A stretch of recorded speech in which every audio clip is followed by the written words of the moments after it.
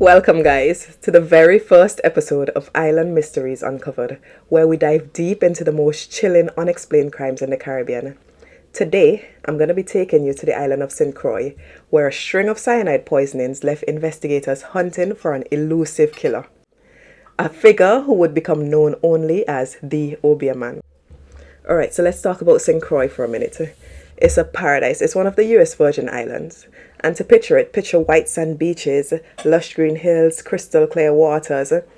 Each year, over 500,000 tourists visit its shores, and beneath the postcard perfect scenery lies a dark secret.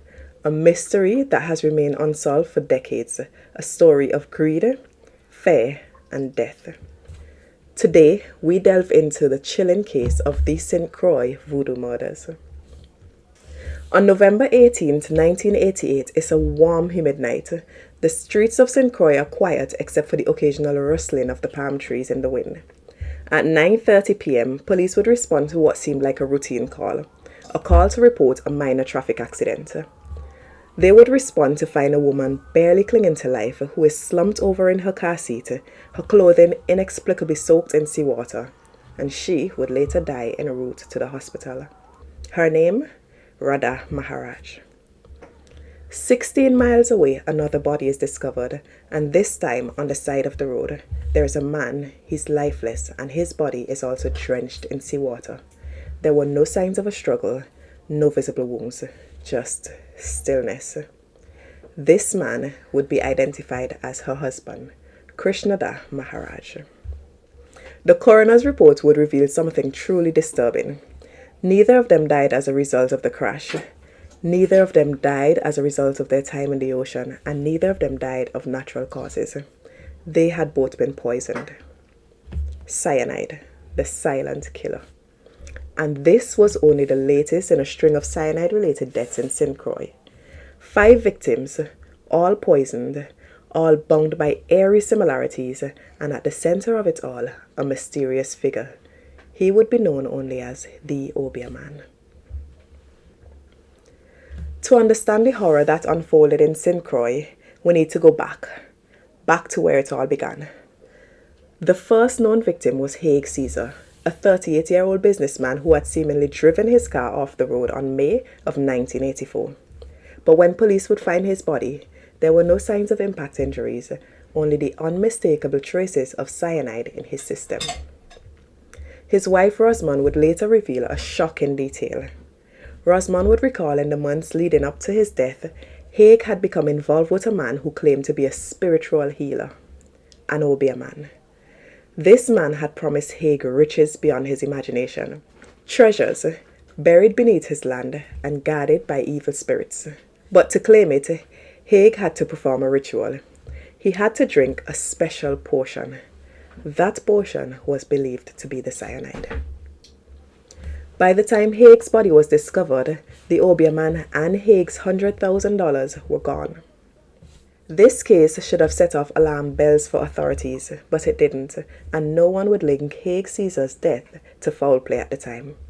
Not until the pattern began repeating itself. Merely 3 years later, in 1987, another couple fell victim. Edsel Stryden and Carmel Torres.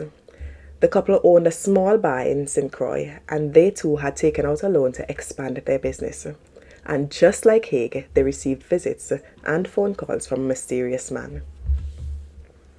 One evening, Edsel slipped a small bottle into his pocket before leaving the house with his wife. It was the last time their daughter would recall seeing them alive. Carmen would later be found unconscious on a deserted stretch of road, and she would die en route to the hospital. This would be the same stretch of road where Radha Maharaj would be found dead only a year later. Edsel would be discovered dead in his truck, their clothes soaked in seawater, their cash gone, and their cause of death would also be cyanide poisoning. Just over a year later came the Maharajas, the same pattern, the same mysterious phone calls, the same large sum of money borrowed. Radha's daughter remembered a strange tension in the house with the way their mother would avoid answering questions, the urgency in her voice when she would answer and say, "By Monday, you will know what all of this is about."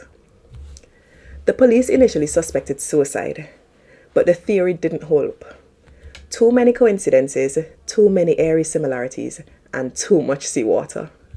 And yet, despite all this, the man responsible, the so-called Obia man, has not been found. Was he a con man, exploiting the fears of the vulnerable? A manipulator who preyed on those desperate for fortune? Or something even more sinister? Someone who truly believed in the dark magic he claimed to wield? To this day, no one knows. 5 people, 5 lives lost, and 5 families shattered. Who was the Obia man? How did he slip through the cracks? And more importantly, could he still be out there? This has been Island Mysteries Uncovered. Guys, if you have any information about this case, an inkling, visit unsolved.com to reach out to local authorities. Thank you for listening, and remember, paradise isn't always what it seems. Stay tuned for our next poll to have your say in what would be the next case we deep dive into on our platform. Remember guys, we're available on all your favorite social media platforms. You can find us on Facebook, Instagram, Threads, and TikTok.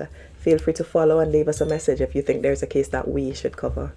Thank you. Stay curious.